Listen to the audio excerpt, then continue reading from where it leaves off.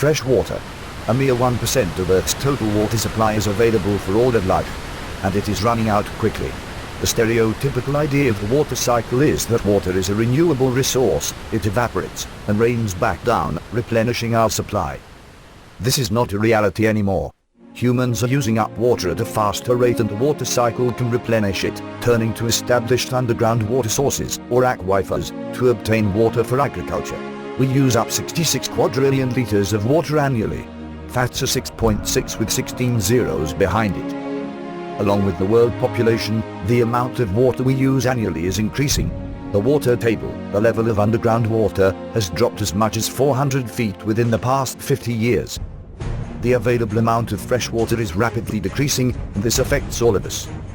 In 10 years, by 2025, 20% of all people will live under extreme drought conditions. By 2050, the world's population is projected to reach 9 billion. Half of those will live in areas of high water stress. And instead of saving water, we choose to consume it and pollute it. What are the main culprits of usage and pollution? 70% of all water is devoted to agriculture, 20% to heavy industry, and 10% for domestic usage. The water needed to create food and consumer goods took up a significant slice. To create a pair of blue jeans you need 11,000 liters. That is equivalent to leaving your shower on for 1 day and 6 hours straight. Agriculture is the largest consumer of water worldwide and easily crushes any toilet flush or shower.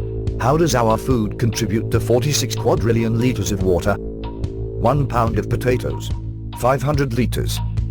The king of water consumption is beef at nearly 100,000 liters for 1 pound.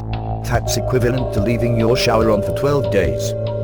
Another thing to note is that the usage of water is quite imbalanced, from 600 liters a day per person in America to 50 liters in Africa.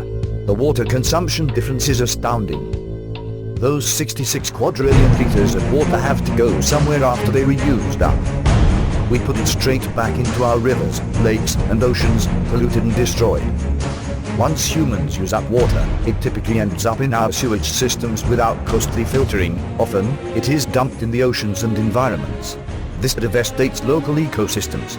90% of wastewater is dumped without any filtering, often illegally, into human drinking water. 1.6 million die annually from polluted water. That's 1 every 15 seconds. Let us see what else this polluting water does. When we think of water pollution, we think sewage. For example, the Rio Grande running between Mexico and the US is just laden with sewage.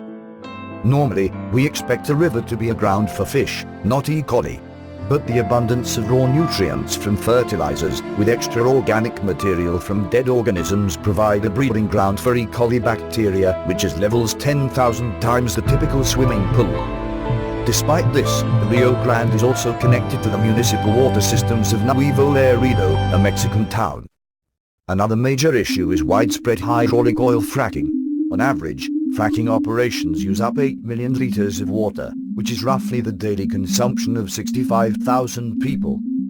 Among the byproducts of oil fracking include coal tar and unrefined bitumen. You may know this as the material that goes into your asphalt, only with more carcinogens.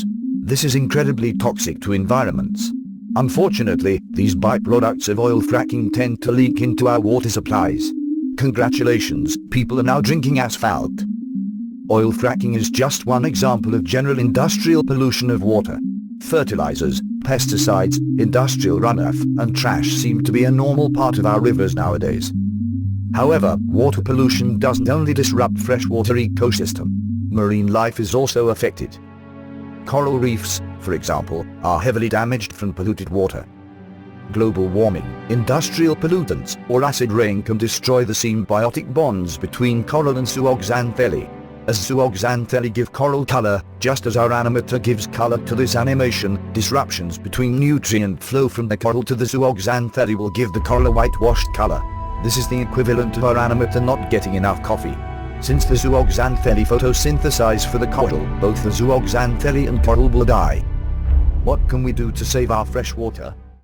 Awareness of water consumption and self-consciousness are key. We have the incredibly obvious shower for 5 minutes less, or don't leave the faucet running. Support water-friendly technology, foods, and products. high-efficiency toilets take 6 liters per flush, in contrast to the 12 liters of traditional. Likewise, conventional shower heads use up to 40 liters a minute. Water-efficient heads use 10, taking a minute not to shower at all consumes 0 liters. Finally, check your food product choices. Check for a Rainforest Alliance certified mark or a Watersense mark on the side of your product. See if your food comes from a GRI certified farm. Not all forms of farming are equal. 50% of Californian farms use flood irrigation. Canals of water are turned to fields, flooding them with water. Guys, flood irrigation is outdated. We have been using it for 12,000 years. Contrast this with modern drip irrigation, in which pipes dispenses tiny amounts of water for irrigation. Runoff is not a problem, and water is efficiently used. Despite using 60% less water, drip irrigation actually provides a 20% increase in food productivity. Support legislation which would require farmers to switch over to water-efficient irrigation methods. Write to your local government, requesting that water be properly filtered and processed. To help with water throughout the world, stay constantly aware of conservation issues. Take a moment to inquire about water reservoir and sewage treatment plants in your areas. Let us save our fresh water